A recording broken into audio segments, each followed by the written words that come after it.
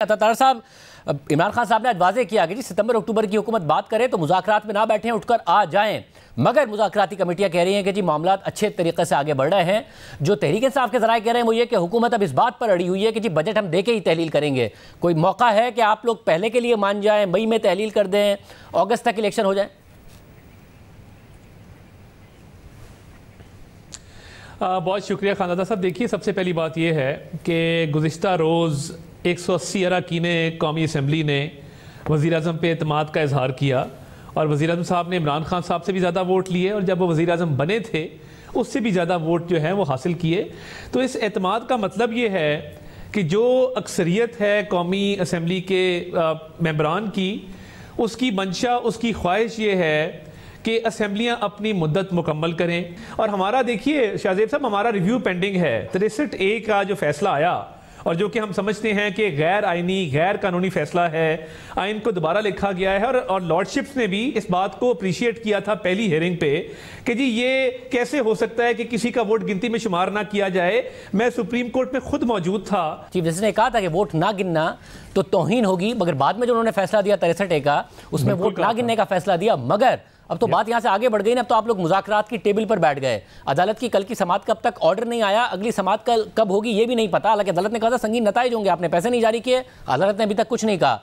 तो इन मुज़ाकरात से आप लोग कोई हल निकालने लगे हैं या क्योंकि मामला वापस अदालत के पास चला जाएगा अगर आप लोगों ने हल नहीं निकाला? तो उसके लिए क्या फ्लेक्सिबिलिटी है जो आप दिखाने लगे? देखिए, आज ये पहली बात तो ये है कि आज जो तहरीक इंसाफ का वफ्द है वो वापस इमरान खान साहब के पास जाएगा और वो तारीख के हवाले से कोई ना कोई चीज़ वापस लेके आएंगे। देखिए, हमारा तो जो मौक़िफ़ है वो यही है कि बजट देना इसलिए ज़रूरी है कि जो माली मुश्किलात का शिकार है मुल्क और IMF के जो मामलात चल रहे हैं उसके तहत ये ज़रूरी होगा कि पूरे साल का बजट दिया जाए, ना कि कोई केयर टेकर आके 3 माह का बजट दे। देखिए, हम भी पाबंद हैं अपनी एलाइड पार्टीज़ के और उनसे मशावरत के बाद ही ये मुज़ाकरात जो हैं वो शुरू हुए थे। इन्होंने आगे जारी भी उनकी मशावरत से ही रहना है। जो फाइनल को फैसला होगा वो भी उनकी मशावरत के साथ ही होगा। तो इसके अंदर अब आगे देखते हैं कि मसला ये है कि इसमें अगर आप इस बात पे रहते हैं कायम कि बजट हम पेश करेंगे तो ज़ाहिर बजट पेश होगा, फिर उसकी मंजूरी तक जून का मिड आ जाएगा और जून का मिड आ जाता है और पहले क्योंकि असेंबलियाँ तहलील हो रही हैं अपनी मुद्दत पूरी करने से, तो 90 दिन का टाइम होगा, यानी कि फिर सितंबर आ गया और सितंबर के मिड तक इलेक्शन हो गए। इमरान खान साहब इसके लिए राज़ी नहीं है, आज साफियों से गुफ्तगू करते हुए उन्होंने कहा है। तो इसमें आप कोई फ्लेक्सिबिलिटी दिखाने के लिए तैयार है या नहीं? देखिए, मुझे ये समझ नहीं आती कि एक ज़िद क्यों है कि पंजाब के जो इंतखाबात हैं वो मिड सितंबर से पहले होने, और आप समझ रहे हैं कि मैं क्या बात कर रहा हूँ। ये बिल्कुल एक समझ से मावरा बात है कि ये मिड सितंबर से पहले की एक बिला वजह की ज़िद है। और मुझे ये बताइए कि ना तहरीक इंसाफ को, ना इमरान खान साहब को, ना ऑनरेबल लॉर्डशिप्स को ये बात याद रही कि खैबर पख्तूनख्वा का सूबा भी पाकिस्तान का हिस्सा है। खैबर पख्तूनख्वा का सूबा भी आइन के तहत 90 दिन में इलेक्शन करने के लिए वो बाउंड है। तो ये सिर्फ पंजाब पर जोर क्यों है? खैबर पख्तूनख्वा की बात कोई क्यों नहीं करता और उस हवाले से अभी तक कोई ऑर्डर क्यों नहीं आया?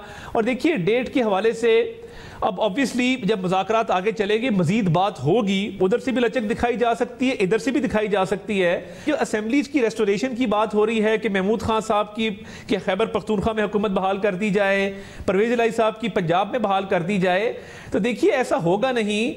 महमूद खान साहब तो चलें, चाहे वो खैबर पख्तूनख्वा में हो जाए, पंजाब में 63A वाली गलती को ठीक करना होगा। हमारा ये मुतालबा है कि जो रिव्यू पेंडिंग है 63A का, उसको भी समाअत के लिए मुकर्रर किया जाए, उस पर भी गौर किया जाए, उसका भी कोई ना कोई फैसला करके उस मामले को हल किया जाए। आप ये कह रहे हैं कि अगर तहरीक इंसाफ अगर मुज़ाकरात का कोई हल नहीं निकलता और मामलात आगे बढ़ते हैं और तहरीक इंसाफ फिर जाती है, जैसा कि सिप्तान खान साहब ने कहा है कि जी आप फिर असेंबलियाँ बहाल कर दें वापस, तो आप ये कह रहे हैं कि आप भी अदालत के पास जाएंगे कि फिर ये जो बहाली होगी ये परवेज़ इलाही के स्टेटस पर ना हो, ये 63A के से पहले के मामलात हों, यानी हमजा शहबाज को बहाल किया जाए।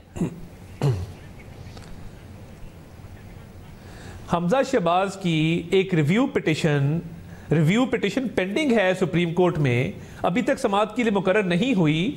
तो हमारा तो मुतालबा ये होगा कि उसको फिक्स किया जाए। और देखिए, ये पूरा मुल्क जानता है कि 63A में आइन को दोबारा लिखा गया है माफ कीजिएगा, उसको दोबारा से ठीक करना होगा। जो आप लोगों ने अदालत का पार्लियामेंट का कवर लिया था, अदालत ने उस पर कहा था कि उन्होंने वो पार्लियामेंट का कवर एक्सेप्ट नहीं किया था और कहा था कि आप जारी करें वरना संगीन नताइज होंगे 27 अप्रैल तक। अदालत ने ऑर्डर अभी तक नहीं दिया है, जिसकी वजह से मैं पूछ रहा हूं कि आपकी पूरी कोशिश है कि सियासी जमातें ही मंगल को फैसला कर लें और बॉल आप ही के कोर्ट में रहे, जब आप बार बार कहते हैं कि जी सियासी जमातों को फैसला करने दें और बॉल वापस ना जाए अदालत के कोर्ट में। नहीं, देखिए, दो मुख्तलिफ बातें हैं। पहली बात तो यह है कि जस्टिस मुनीब अख्तर ने कहा कि अगर ये मनी बिल डिफीट हो तो तसव्वुर कर लिया जाता है कि वजीर आजम को ऐवान का एतमाद हासिल नहीं और गवर्नमेंट फॉल कर जाती है।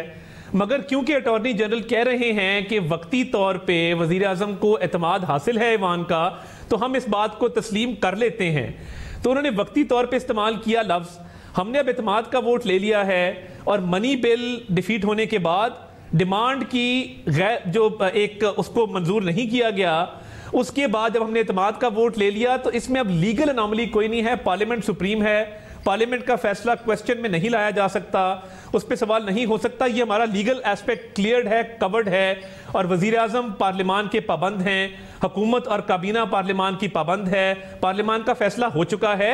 अब ये जो नेगोशिएशंस हो रही हैं, मुज़ाकरात हो रहे हैं, ये उसकी साइड पे हो रहे हैं। कानूनी साइड हमारी कवर्ड है। हम चाहते हैं कि अच्छे तरीके से हो, मुस्बत नतीजा निकले, मुल्क में एक ही दिन इंतखाबात हों तमाम असेंबलियों के। मगर यह भी एक सवाल है कि क्या हम बलोचिस्तान और सिंध असेंबली को वक्त से पहले तहलील करवा सकते हैं, नहीं करवा सकते। इसमें काफी मगर पीपल्स पार्टी, जब पीपल्स पार्टी मुज़ाकरात की हामी है कि अगर तहरीक इंसाफ, जब पीपल्स पार्टी मुज़ाकरात की हामी है, आसिफ जरदारी साहब ने कहा है कि जी अगस्त कर लें, आगे पीछे कर लें, या आसिफ जरदारी साहब ने हामिद मीर साहब को इंटरव्यू देते हुए कहा, तो वो उसी सूरत में होंगे ना जब पीपल्स पार्टी कम से कम सिंध के लिए राजी होगी, फिर आपको बलूचिस्तान असेंबली भी बनानी पड़ेगी। तो पीपल्स पार्टी तो राजी है ना इस काम के लिए। देखिए, इस पे बिल्कुल मजीद मशावरत भी होगी, मगर क्या ही अच्छा हो कि अक्टूबर की तारीख पे तहरीक इंसाफ भी जो है वो अग्री कर दे। क्योंकि शाहजेब साहब, इस वक्त अगर आप फील्ड में देखें, आज 28 अप्रैल है और 28 अप्रैल के बाद कुछ तकरीबन आप देखें ना 14 मई को इलेक्शन है। अगर ये 16 दिन में इलेक्शन होने हैं तो तहरीक इंसाफ भी फील्ड में मौजूद नहीं है, वो भी कैंपेन नहीं कर रही। दीगर सियासी जमातों ने अपने उम्मीदवारों को टिकट तक जो हैं वो नहीं दिए।